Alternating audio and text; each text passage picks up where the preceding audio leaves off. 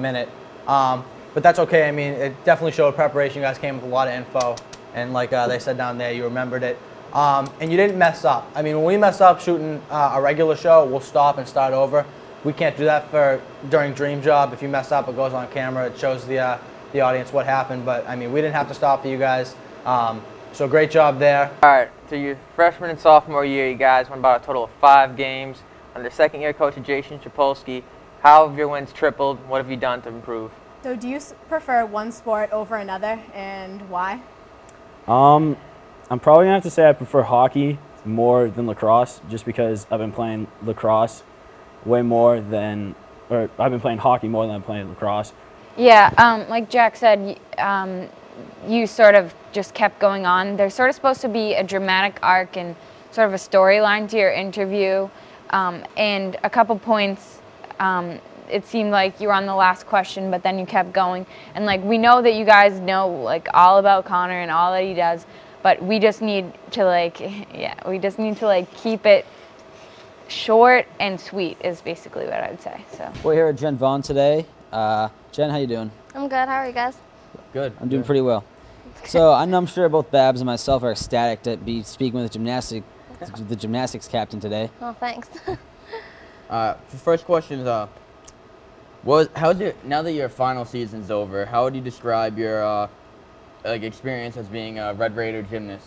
My experience was awesome. I mean, this year we didn't do as well as we would have liked, but last year we were league champs, and that was really good to be a part of. Yeah, I like the way you guys interacted, the questions together. I thought you guys did a really good job with that. You had a lot of questions. You had great questions. So overall, I thought it was really good. Oh, one thing, just speak up a little, John.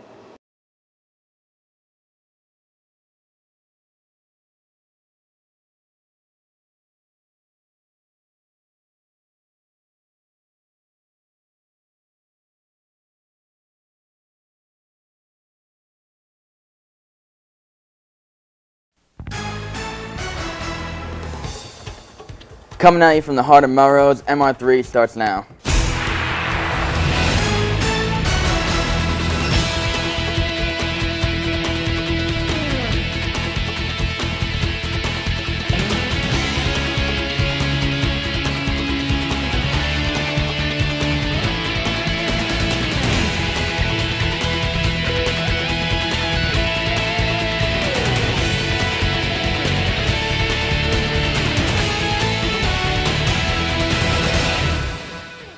All right, I'm Athena Ziabra, sitting here alongside John Babula, and we're going to give everyone a run-through about our spring sports this season. John's going to start us off with baseball. All right, well, the baseball team played the first game last weekend against Plymouth High. They won a blowout, and it was 13-4. It was a great all-around performance with great offense up and down the lineup and great pitching by Paul Capaldo. Once they get Jack Bizzotti back, this team is going to look dangerous. I think they're going to be one of the more intimidating teams this year in the Middlesex, and I see them getting to the state tournament and going farther than they did last year. If everyone plays their roles, I think they'll do a great job this season. All right, well, it is a wonder that we've even gotten these spring sports off to a start with all the rain we've been getting. But on to softball. The team is captained this year by the only senior, Krista Fales, and juniors Jess Farr and Nicole Muse. The team's looking good so far. They won their scrimmage last week against Everett, and they had a game today versus Watertown.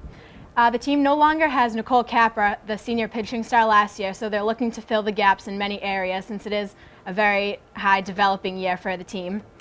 It should be an interesting game against Lexington for them this year because they always come prepared with their athletic play and they're very fast pitcher, so we'll look to see where they go this year, but they're on the right track. All right, the boys tennis team is captained by Adam Zavanka. The team is roughly made up of 10 kids, and during their meets they have both singles and doubles events. The team has a good mixture of upperclassmen and lowerclassmen, and the team has high hopes this season. And the roster has rankings much like Golf Works, and the ones will play the ones of the opposite teams. But if the team plays good and has solid defense and solid offense when they're playing back and forth, I think the team can get into the state tournament and go pretty far, as well as the baseball team. Tina? All right, well, moving on to girls tennis, we have the team captained this year by Molly Fitzgerald and Emma McGowan. They had a very successful season last year, and although they lost their first game this year, they still have a lot of talented players.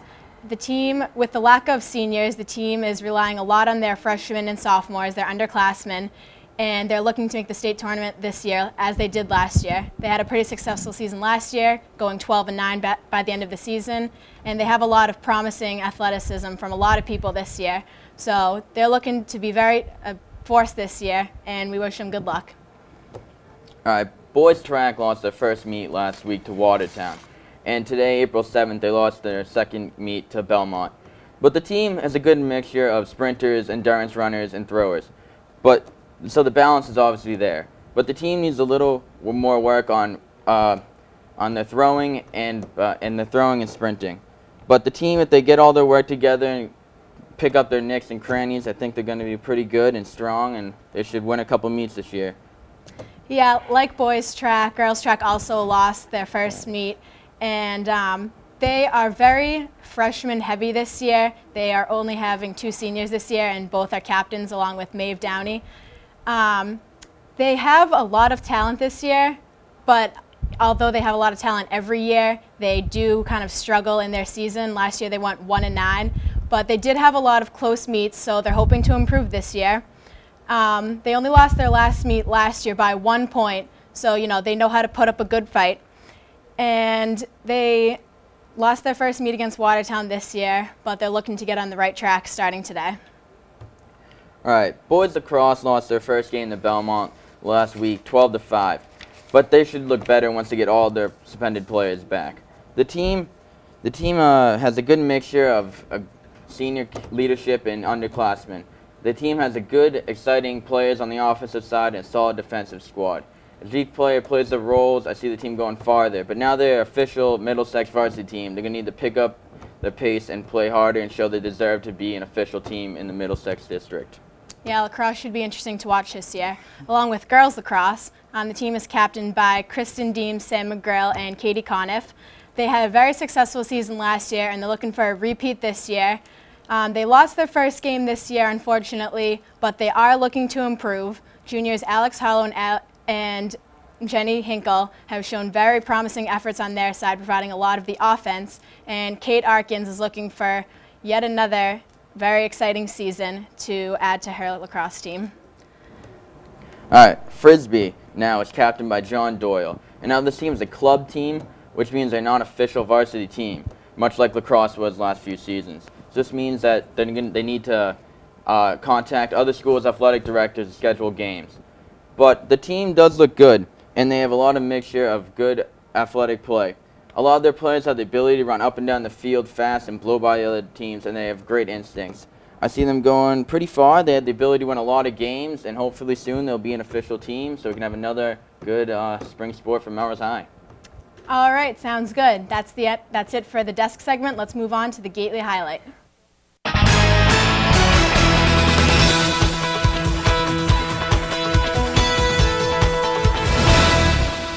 All right, it's boys varsity lacrosse's first game as a varsity sport, and it's going to be a very interesting one against Belmont. All right, here's Melrose shaking hands with Belmont with Jason Campbell, Austin Guerin, and Dan Sutton, and the game's about to begin. And see Melrose is in the huddle, they're getting pumped up, and they're ready.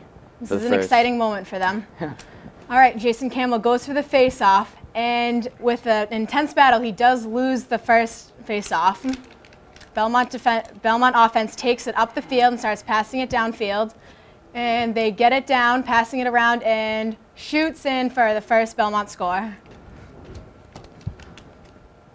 All right, now Belmont would take it down again and they'll pass it, but it'll hit off the goalpost and behind the net. But now the team catches them in transition and they'll shoot and then score another goal for Belmont.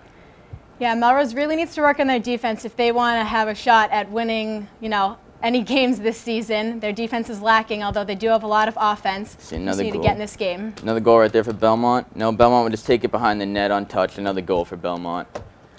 All right, Belmont takes it again downfield, passes it, and shoots again and scores, although despite Dan Sutton's efforts. Melrose's got to pick up the pace here. They're getting down too far. No, Belmont take it out again. They'll throw it down, pass it 24. 24 shoot, scores again. Yeah, playing lacrosse goalie is a really tough job. I mean, It's trying to catch a ball in a very small net going to very high speeds. Now Belmont